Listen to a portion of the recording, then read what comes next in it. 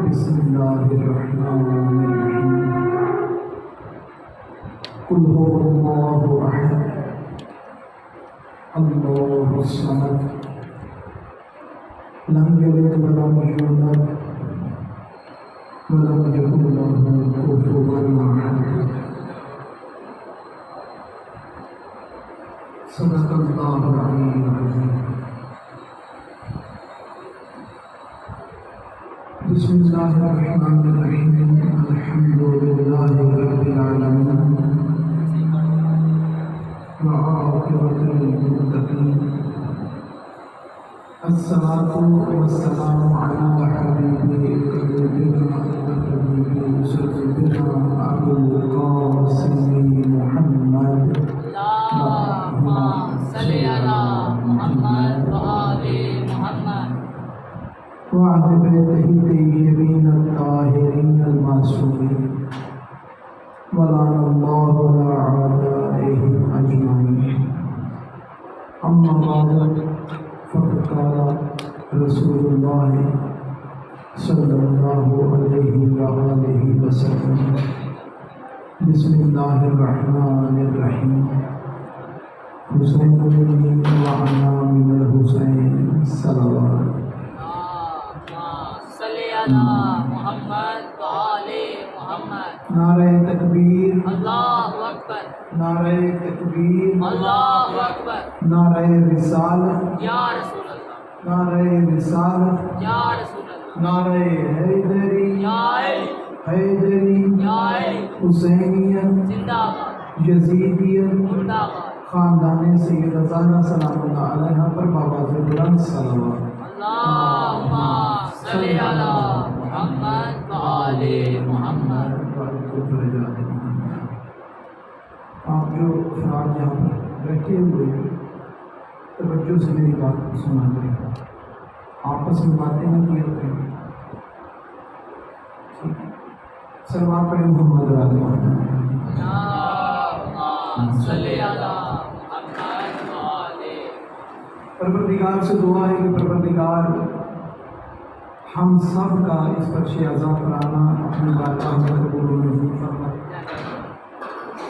اپنے دلوں میں جو حاجات لے کر مومنین جہاں پر آتے ہیں پروردگار سب مومنین کی حاجات پوری فرمائے بانیان جو اپنے دلوں میں حاجات رکھتے ہیں پروردگار ان کی حاجات کو بھی قبول فرمائے اپنے اپنے مرحومین کی بلندی درجات کے لیے بانیان کے مرحومین کی بلندی درجات کے لیے اپنی اپنی دعاؤں کی قبولیت کے لیے اور ظہور امام زمانہ میں تعلیم کے لیے بواز بلند صلوات اللہم صلی علی محمد وآل محمد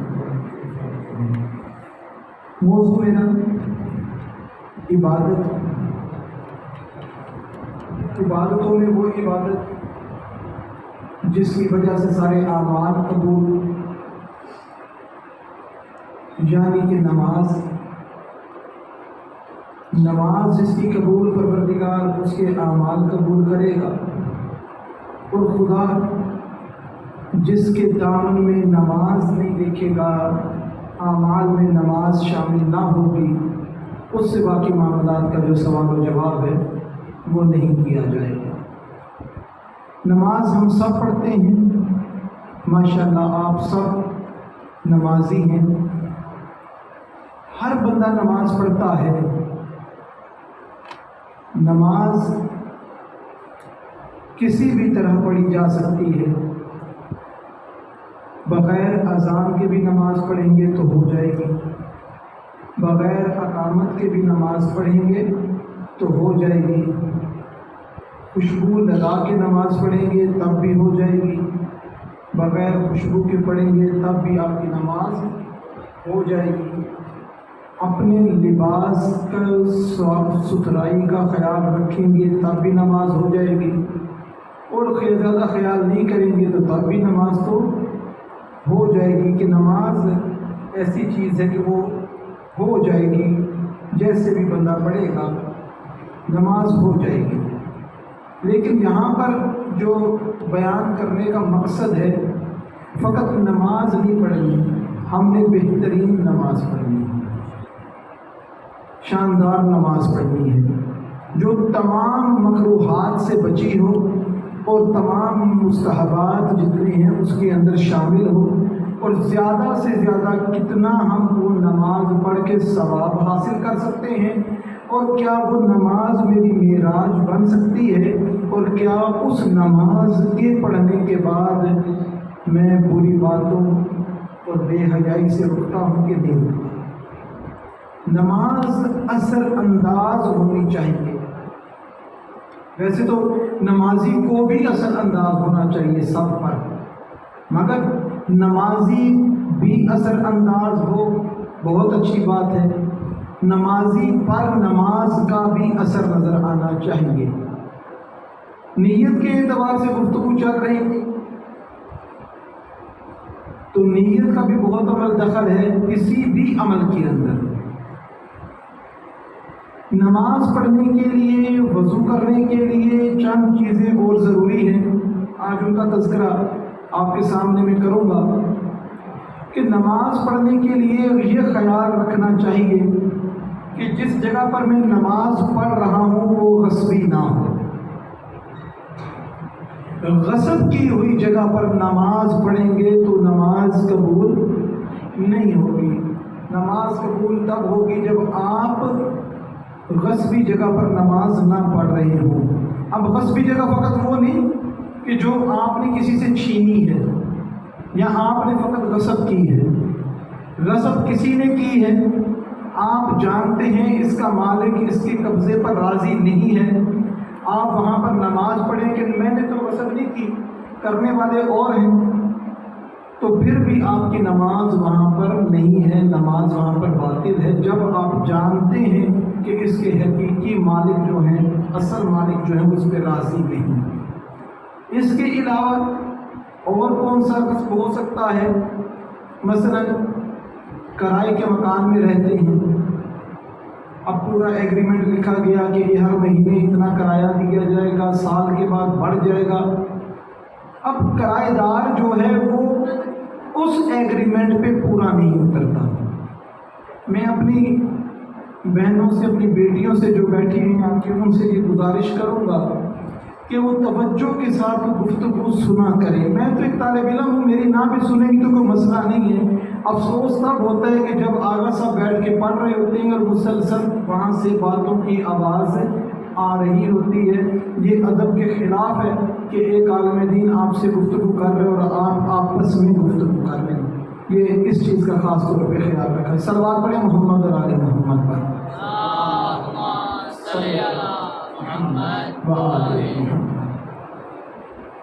اب اس ایگریمنٹ کے مطابق آپ یہاں کرایہ نہیں دیتے، یا سال کے بعد جو بڑھنا تھا وہ بڑھایا نہیں، اب وہ کرایہ مانگتا ہے، آپ دیتے نہیں ہیں، آپ بغیر کرائے کے، بغیر شرائط پورے کیے اس کرائے والے مکان میں رہ رہے ہیں جو آپ کا نہیں ہے۔ اب اس کے مالک کی مرضی نہیں کہ آپ بغیر کرایہ دیے، بغیر رینٹ دیے جہاں پر رہیں، مگر وہاں پر آپ نمازیں بھی پڑھتے ہیں، مولا کا دسترخوان بھی لگا لیتے ہیں، وہاں پر وضو بھی کرتے ہیں، وہاں پر عزاداری کے پروگرام بھی کرتے ہیں۔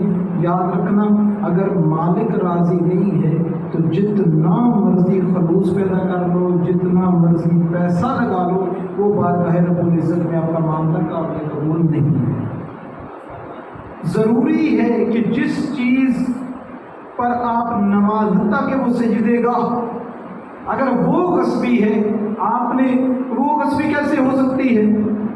اکثر میں یہ نہیں کہتا کہ جان بوجھ کے کرتے ہیں، واقفیت نہیں ہے مسائل سے، جانتے نہیں ہیں، ثواب کی خاطر مسجد سے سجدے گاہ اٹھا کے گھر لے جاتے ہیں، یہ مسجد والی سجدے گاہ ہے، اس میں نماز پڑھیں گے تو ثواب ہوگا۔ یا وہ جو سجدے گاہیں زیارات میں جاتے ہیں، وہاں حرم مبارک میں جو جگہ بنی ہیں ان کے لیے مخصوص کی گئی ہیں، وہ تبرکاً اٹھا کے پاکستان لے آتے ہیں اور گھر پہ آ کے وہاں پر نماز پڑھتے ہیں، تو یہ نماز کی قبولیت میں حائل ہوتی ہے۔ جو مسجد کا مال ہے وہ خاص مسجد کے لیے ہے، وہ کسی انسان کی ملکیت نہیں ہو سکتی۔ پانی غصبی نہیں ہونا چاہیے جس سے وضو کر رہے ہیں، وہ برتن جس کے ذریعے وضو کیا جا رہا ہے وہ غصبی نہ ہو، اس کے علاوہ فضا غصبی نہ ہو جہاں پر بیٹھ کر آپ وضو کر رہے ہیں، لباس غصبی نہ ہو جسے آپ پہن کر نماز پڑھ رہے ہیں، اور اس تمام غصب شدہ معاملات میں مکان بھی آپ کا اپنا ہے، کسی کی ملکیت نہیں ہے، آپ نے اپنے پیسوں سے خریدا ہے، خود وہاں رہتے ہیں، لباس خود خرید کے پہنا ہے، اس کا بھی کسی کا کوئی اختیار نہیں ہے، تمام معاملات جو ہیں وہ آپ کے اپنے ہاتھ میں ہیں۔ کیا میرے جو محترم میرے بھائی میرے دوست مجھے یہاں سننے کے لیے بیٹھے ہیں، اپنا مکان بھی کبھی انسان کا خود غصبی ہو سکتا ہے؟ کیا خیال ہے؟ میں اپنے مکان میں خود خریدا ہے، میں اپنے مکان میں اپنے لباس میں نے خود خریدا ہے، تو کیا میرے لیے یہ لباس غصبی ہو سکتا ہے یا نہیں؟ کیا خیال ہے میرے دوستوں کا، میرے بھائیوں کا؟ ہو سکتا ہے؟ قبلہ کے لیے ہو سکتا ہے۔ میں نے خود خریدی جگہ، خود مکان بنوایا، خود کپڑے میں نے بنوائے، تو آپ سب کو میں یہ بتاؤں گا کہ اپنے پیسوں سے اپنے مال سے بھی خریدا ہوا غصبی ہو سکتا ہے۔ وہ کیسے ہوتا ہے؟ وہ اس طریقے سے ہوتا ہے کہ اس کے اندر سے خمس ادا نہ کیا ہوا ہو۔ حق کے سادات، حق کے معصومین علیہ السلام، حق کے جناب سیدہ زہرا صلوات اللہ علیہا اگر اس لباس سے، اس مکان سے، اس جگہ پر بنتا تھا، ادا نہیں کیا، اب وہاں پر نماز پڑھتے ہیں، یہ میرا مکان ہے، یہ میرا لباس ہے، تب بھی وہ غصبی کے حکم میں آئے گا، نہ نماز قبول ہوگی، نہ آپ کے اعمال قبول ہوں گے۔ صلوات پڑھیں محمد علی محمد۔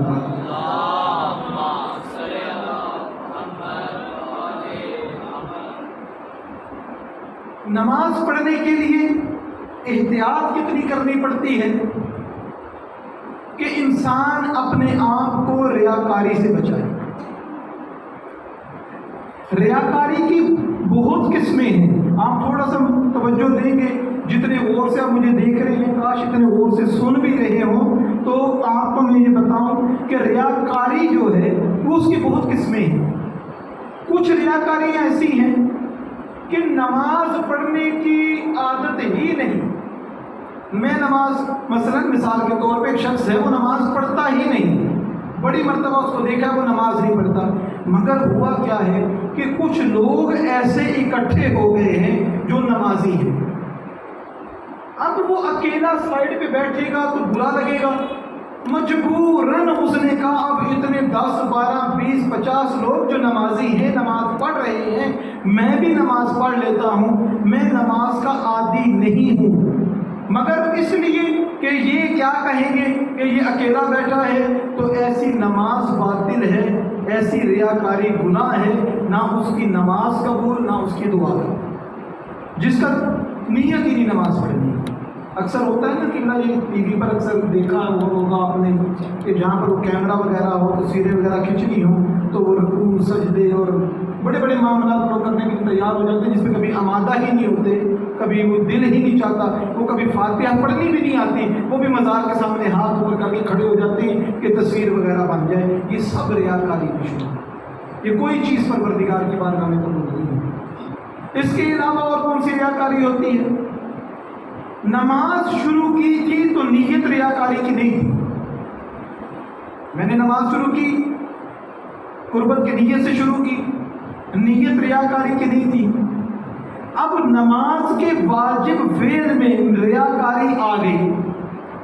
مثلا اب میں یہاں پہ نماز پڑھ رہا تھا، سورہ الحمد پڑھی، اب اس انا اعطیناک کی نیت تھی کہ وہی چھوٹا سورہ جلدی جلدی پڑھ کے نماز کو ختم کریں گے، کہ میرے محترم بھائی آ کے پاس بیٹھ گئے، مجھے پتہ لگ گیا کہ یہ بیٹھ گئے ہیں، اب یہ میری نماز بھی سن رہے ہیں، تو میں نے بسم اللہ پڑھ کے سورہ واقعہ پڑھنا شروع کر دیا کہ ان کو پتہ لگے مجھے کیا کیا آتا ہے، میری قابلیت کتنی ہے، میں کتنا قابل ہوں۔ جس نے ایسے کیا اس کی نماز بھی اس کے کسی کام کی نہیں، سوائے تھکاوٹ کے کوئی نماز قبول نہیں، اس ریاکاری کا گناہ ہے، معافی مانگنی پڑے گی۔ اور اگر کوئی ایسی جگہ پر ریاکاری کرے جو مستحب عمل ہو، واجب نہیں ہے، مستحب عمل میں ریاکاری کرتا ہے. نماز صحیح شروع کی تھی مگر مستحب عمل میں آ کر اس نے ریاکاری شروع کی کہ لوگوں کو پتہ چلے کہ تشہد مجھے فقط اتنا نہیں آتا، میں بڑی بڑی دعائیں تشہد میں ادا کر سکتا ہوں، بڑے بڑے کلمات پڑھ سکتا ہوں، پوری مجھے 15 منٹ کی دعا آتی ہے جو تشہد میں بیٹھ کے پڑھ سکتا ہوں. اس کا مستحب ہے ان دعاؤں کو، لمبی دعاؤں کو پڑھنا. اگر ایسا کرتا ہے تو مستحب عمل ادا نہیں ہوگا، نماز باطل ہوگی، گناہ گار ہے، نماز بھی دوبارہ پڑھے گا، اپنے گناہ سے معافی بھی مانگے گا. اگر میری بات آپ کو پسند آ رہی ہے تو صلوات پڑھ دیں.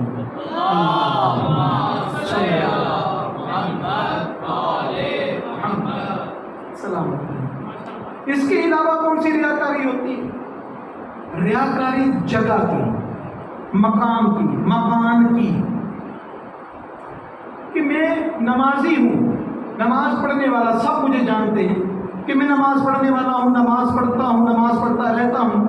مگر ہوتا کیا ہے کہ میں اپنے لیے مسجد میں ایک مخصوص جگہ مقرر کرنی ہے کہ یہاں پر ہی کھڑا ہو کے میں پڑھوں گا.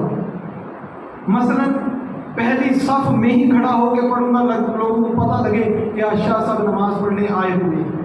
مثلا میں مولوی صاحب کے پیچھے ہی کھڑا ہو کے پڑھوں گا، اس کے علاوہ کہیں کھڑا ہو کے نہیں پڑھوں گا. میں نے مخصوص کر لیا اپنے آپ کو اس جگہ کے لیے کہ اگر میں وہاں پر نہیں تو پوری مسجد میں کہیں کسی کو نہیں ملوں گا، اگر ہوں گا تو وہاں پر ہی ملوں گا. وہ جو مقام کی ریاکاری ہے وہ بھی نماز کو باطل کرتی ہے. اس کا نماز سے تعلق نہیں بن رہا، لیکن ریاکاری کی وجہ سے اس کی نماز باطل ہے اور وہ نماز دوبارہ پڑھے گا اور دوبارہ پڑھنے کے علاوہ اپنے گناہ سے توبہ بھی کرے گا. اور ریاکاری کون سی ہوتی ہے؟ اور ریاکاری یہ ہوتی ہے کہ ہم اول وقت میں نماز پڑھتے ہیں. اول وقت کا انتخاب کرنا کہ لوگوں کو پتہ چلے یہ مولانا جو ہیں یہ اول وقت کی بڑا خیال رکھتے. مثلا مجلس ہو رہی ہے، مغرب عشاء کا ٹائم ہونے والا ہے، مجلس بالکل اپنے اختتام پہ پہنچنے والی ہے، مصائب کے عالم دین آخری جملے ادا کر رہے ہیں. ایک جوان کھڑا ہو جاتا ہے کہ جی نماز کا اول وقت شروع ہو گیا، اور وہ وہاں سے اٹھتا اس لیے ہے کہ پورے مجلس والوں کو پتہ چل جائے یہ اول وقت نماز کا کتنا خیال کرتا ہے. یہ ریاکاری بھی آپ کی نماز کو قبول نہیں ہونے دے گی. صلوات پڑھیں محمد علیہ محمد.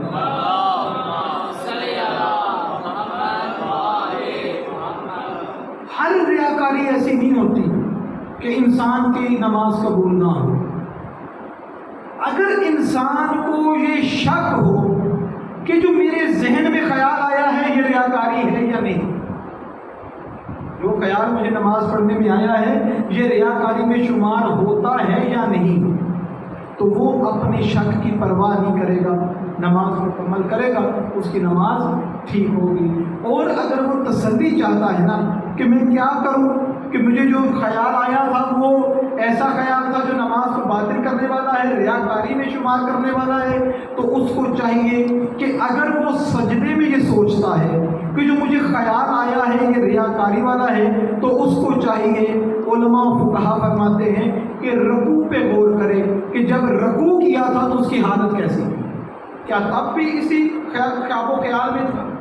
اگر نہیں تو وہ اپنے رکوع والی خالص نیت کو سجدے تک کھینچ کے لے آئے گا، اس کی نماز درست ہوگی. اگر نماز کا جو شک اس کو ہو رہا ہے وہ رکوع میں آیا ہے تو اپنے قیام کی حالت کو وہ دیکھے گا، کیا قیام کرتے وقت میری حالت کیسی تھی، خیالات تھے، سوچیں تھیں، کسی اور کا دھیان تھا کہ نہیں تھا، تو وہ اپنے قیام والی حالت کو رکوع تک لے آئے گا، اپنی نماز کو ٹھیک کرے گا، پچھلے سٹیپ کو لے کر آئے گا، پچھلے سٹیپ کو آگے لے کر آئے گا. اگر اس کے پیچھے والے سٹیپ راہ ہی کوئی نہ ہو کہ تکبیرۃ الاحرام کے لیے مگر اذان اور اقامت اس نے کہیں نہیں، بغیر اذان اور اقامت کے شروع کیا، تو پھر تکبیرۃ الاحرام بھی اگر خواب و خیال میں ہی کہی تھی تو پھر ایسے شخص کی نماز قبول نہیں ہوگی، نماز دوبارہ پڑھنی پڑے گی.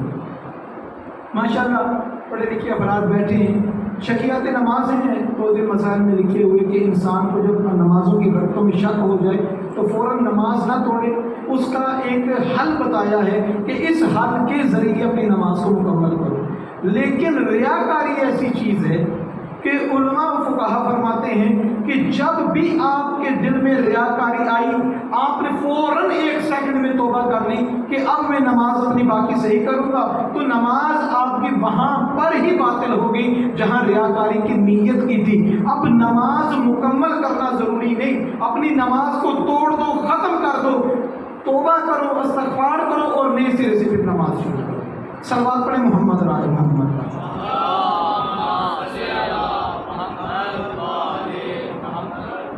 और एक शख्स अव्वल वक्त में नमाज इसलिए पढ़ता है कि मेरे बच्चों को आदत पड़ जाए अव्वल वक्त में नमाज पढ़ने की, ख़ास तौर पे इसलिए ख्याल रखता है ये भी रियाकारी जो बच्चों के सामने कर रहा है कि हमारे बाबा अव्वल वक्त में नमाज पढ़ते हैं तो हमें भी अव्वल वक्त में पढ़नी चाहिए। इसमें रियाकारी करना मुस्तहब है। जो अपनी औलाद की इस्लाह के लिए है कि ये नमाज के पाबंद बन जाए, तो ऐसे मामले में रियाकारी करना मुस्तहब है कि ऐसा करना चाहिए। या नमाज शब का जो फजीलत वाला टाइम है वो ये है कि आपकी नमाज शब मुकम्मल हो रही हो और नमाज फजर का वक्त शुरू हो रहा हो, मगर अपनी औलाद को नमाज शब का आदी बनाने के लिए मगरिब और इशा के फ़ौरन बाद नमाज शब की को बंदा नीयत कर लेता है कि मैं नमाज शब पढ़ रहा हूँ, बच्चे भी साथ खड़े हैं और नीयत ये है कि मुझे नमाज शब पढ़ता देखेंगे तो मेरे बच्चे भी नमाज शब पढ़ने के आदी बन जाएंगे। तो ऐसी नीयत, ऐसी रियाकारी भी मुस्तहब रियाकारी में शुमार होती है कि इंसान अपनी औलाद को नमाज शब का आदी बनाने के लिए उनके सामने वक्त से पहले नमाज अदा करता है। सलवात पढ़े मोहम्मद मोहम्मद का।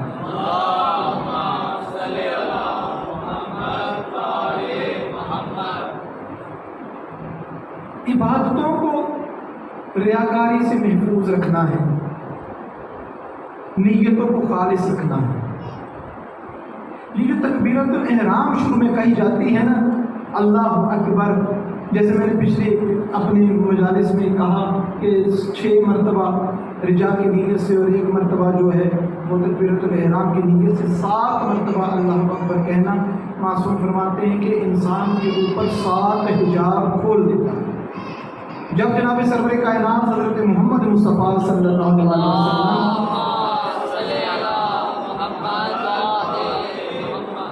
मिराज पर गए थे, रवायतों में मिलता है कि हिजाब जनाब सरवर कायनात के सामने आते थे। जनाब सरवर कायनात जब कोई हिजाब सामने आता था ना तो तकबीर बुलंद करते थे, वो हिजाब हट जाता था, फिर आगे मंजिल पे जाते थे, फिर कोई हिजाब आता था, फिर तकबीर बुलंद करते थे और हिजाब हटते चले जाते थे। 7 तकबीरें मेराज पे जनाब सरवर कायनात ने बुलंद की थी, जिसके वजह से तकबीर के इतना खलूस था कि वो बारगाह रब्बुल इज़्ज़त के इतने करीब हो गए कि जिसको कुरान में वो लिखा है कि 2 कमामा का फासला या इससे भी कम। ये बातें मार्फत की हैं, ये समझने के लिए इंसान को तदब्बुर करना पड़ता है, सोचना पड़ता है। जितना भी इंसान अपनी नीयत को खालिस रखेगा, जितनी नीयत खालिस करता जाएगा, इंसान की इबादत उतनी मेराज पे पहुँचती जाएगी। हमें भी चाहिए कि जब हम नमाज पढ़ रहे हैं, तकबीरतुल इहराम बुलंद कर रहे हैं, तो हमें भी चाहिए कि हमारी तकबीर भी हमारे सामने के जो हिजाबात हैं वो हिजाबात हटें। हर शख्स की नमाज का सवाब एक जैसा नहीं, हर शख्स को इबादत का अजर एक जैसा नहीं मिलता। अब नमाजें पढ़ने वाले के भी अजर और हैं, हत्ता कि जनाब सरवर कायनात हज़रत मोहम्मद मुस्तफ़ा सल्लल्लाहु अलैहि वसल्लम उनकी जमात में नमाज पढ़ने वाले, जनाब सरवर कायनात के पीछे खड़े होकर नमाज पढ़ने वाले, क्या सबका सवाब नमाज का एक जैसा? जितने अफराद नमाज पढ़ते थे क्या सबका सवाब एक जैसा लिखा जाता था? क्योंकि सबको जनाब सरवर कायनात पढ़ा रहे हैं। جناب سرور کائنات نماز بے شک پڑھا رہے ہیں، میں پیچھے کھڑا ہو کے کس نیت سے پڑھ رہا ہوں، میری کیا نیت ہے؟ مجھے جناب سرور کائنات کے نماز پڑھانے کی وجہ سے میری نماز کا اجر نہیں بڑھے گا، میری نیت خالص ہوگی تو میری نماز کا اجر بڑھے گا، میری نیت نیک ہوگی تو میری نماز کا اجر بڑھے گا۔ اسی لیے آپ سنتے رہتے ہیں کہ زیارات پہ جو افراد گئے ہیں پروردگار ان کی عبادتوں کو قبول فرمائے، اور جو اپنے دل میں جو خواہشات رکھتے ہیں پروردگار ان سب کو زیارات کربلا و شام و عراق نصیب فرمائے۔ صلوات پڑھیں محمد و آل محمد۔ ثواب الگ الگ ہے، زیارت میں جاتے ہیں بندہ ثواب الگ الگ ہے۔ معصوم نے فرمایا 1 حج 7 حج 700 حج 70 حج 70,000 حج، ہر قدم پر حج، ہر قدم پر عمرہ۔ یہ کیوں الگ الگ لیول ہیں ثواب کے؟ تو معصوم کی زبانی معصوم فرماتے ہیں کہ یہ جتنی معرفت کے ساتھ کوئی جاتا ہے اس کے نامہ اعمال میں اتنا ثواب لکھا جاتا ہے۔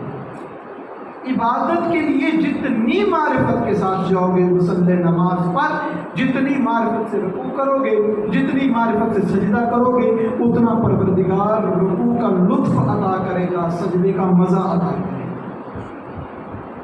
آج کل ہمارے نوجوان کو پتہ ہی نہیں، ہمارے بچوں کو، کہ عبادتوں کا بھی ذائقہ ہوا کرتا ہے، عبادتوں کا بھی مزہ ہوتا ہے، عبادت کا بھی ذائقہ ہوتا ہے، قرآن کی تلاوت کا بھی ایک ٹیسٹ ہوتا ہے، کیونکہ ہم نے دنیا کے اتنے ٹیسٹ بچوں کو عادت بنا دی ہے کہ وہ ان کو سوائے پیزا برگر اور شاورما اور کھانے کی چیزوں اور پینے کے ڈرنکس کے علاوہ کسی چیز کے ذائقے کا تصور ہی نہیں۔ ان کو کیسے پتہ لگے گا کہ موت کا ذائقہ کیا ہوتا ہے؟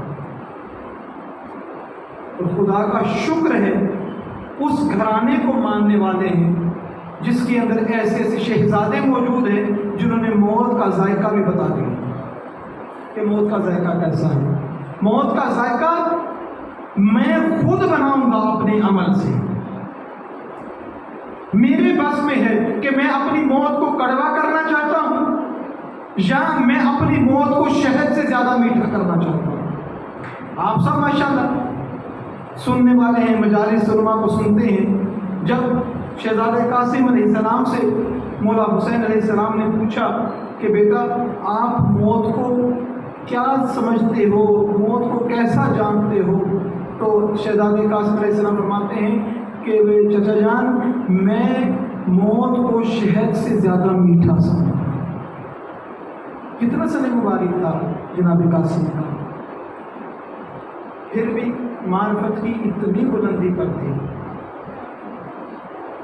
ہمیں ان چیزوں کو دیکھنا ہے، ان چیزوں پہ غور کرنا ہے۔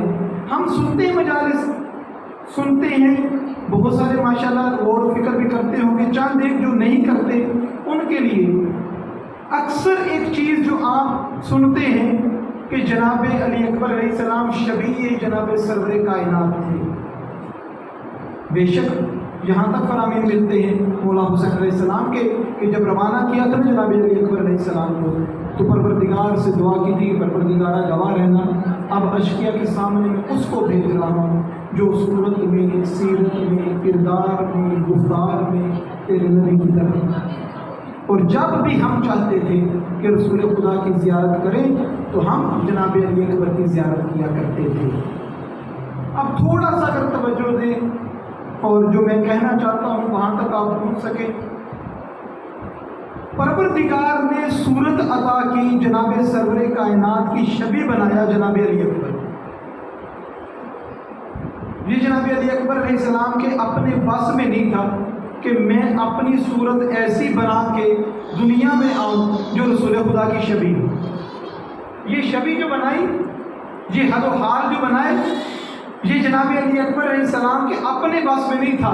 یہ خدا نے جیسا پسند کیا کہ میں اپنے محبوب کی طرح کا پھر بنا دوں، رسول خدا کی شبیہ بنا کے جناب علی اکبر کو بھیج دیا۔ اب کیا جناب علی اکبر علیہ السلام میں فقط شکل کی شباہت تھی سرور کائنات سے؟ تو آپ سب کے لیے صرف چہرے کی شباہت، صرف وجود کی شباہت نہیں تھی، جناب سرور کائنات سے گفتگو کرتے تھے تو سرور کائنات کی طرح، بات کرتے تھے تو سرور کائنات کی طرح، معاملات کرتے تھے تو سرور کائنات کی طرح، اٹھتے تھے تو جناب سرور کائنات کی طرح، بیٹھتے تھے تو جناب سرور کائنات کی طرح، کھانا شروع کرتے تھے تو جناب سرور کائنات کی طرح۔ یہ جو شکل و صورت پروردگار نے عطا کی ہے، یہ جناب علی اکبر کا کمال نہیں، یہ پروردگار کا کمال ہے۔ البتہ اپنی پوری زندگی کو ایسا بنا لینا جیسے جناب سرور کائنات رہا کرتے تھے، یہ جناب علی اکبر کا ذاتی کمال ہے۔ اپنے آپ کو اس قابل بنایا کہ جناب علی اکبر کی سیرت سے جناب سرور کائنات کی خوشبو آتی۔ صلوات پڑھیں محمد اور آل محمد۔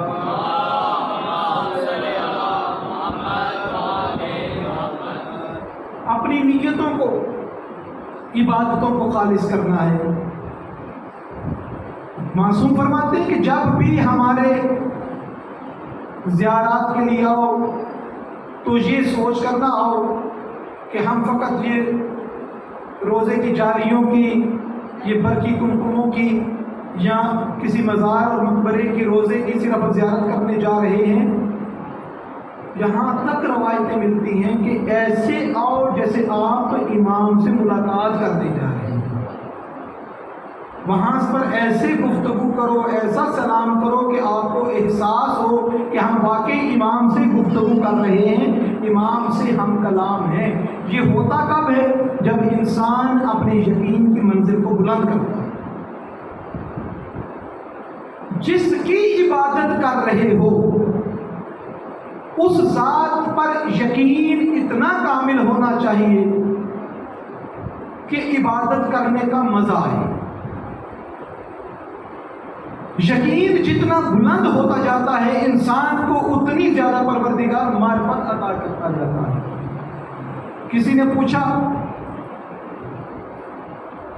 جناب سرور کائنات حضرت محمد مصطفیٰ صلی اللہ علیہ وسلم سے یا حضرت امام جعفر صادق علیہ السلام سے، دونوں ہستیوں میں سے کسی ایک سے، کہ سنا ہے حضرت موسیٰ علیہ السلام جو اللہ کے نبی ہیں وہ پانی پہ چلا کرتے تھے۔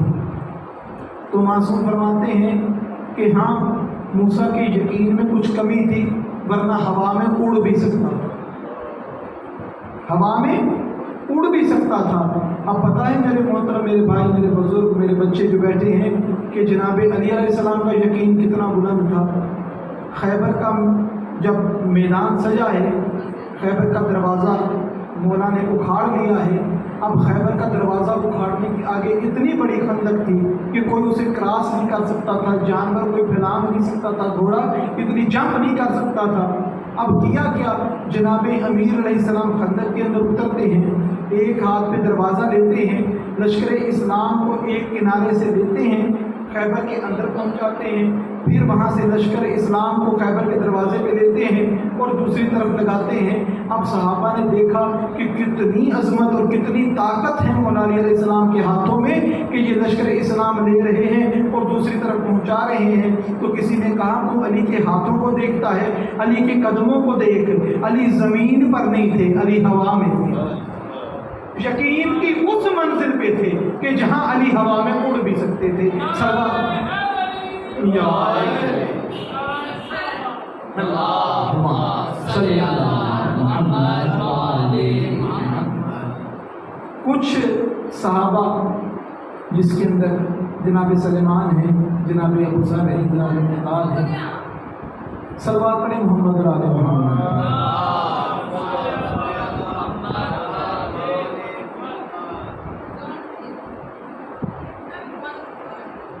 پروردگار ہم سب کو مجلس میں بیٹھ کر مجلس سننے کی توفیق عطا فرمائے۔ صلوات پڑھیں محمد اور آل محمد۔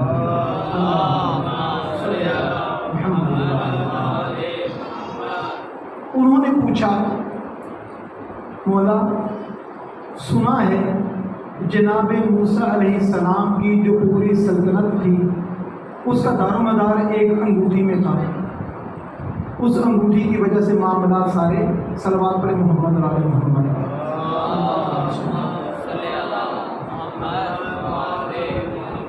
بس چند 1-2 منٹ گفتگو میں جلدی جلدی اس کو ختم کر دیتا ہوں۔ تو کہا کہ ہاں ایسا ہی تھا۔ تو کہا کہ وہ انگوٹھی کہاں ہے؟ جناب امیر نے فرمایا کہ میرے ہاتھ میں ہے۔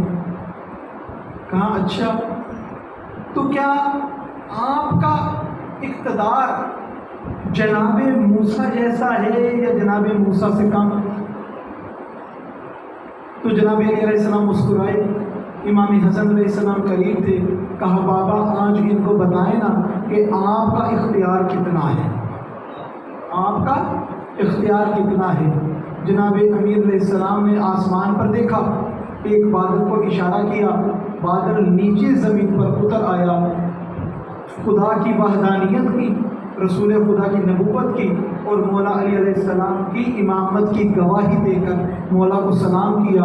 اب مولا علی فرماتے ہیں کیا چاہتے ہو اس بادل پہ تمہیں اڑا کے سیر کرواؤں؟ کہا مولا اس سے اچھا کیا ہو سکتا ہے۔ لے گئے، بادل اڑنا شروع ہوا، بادل چلتا جا رہا تھا۔ اب یہ سب بڑے لطف اندوز ہوئے۔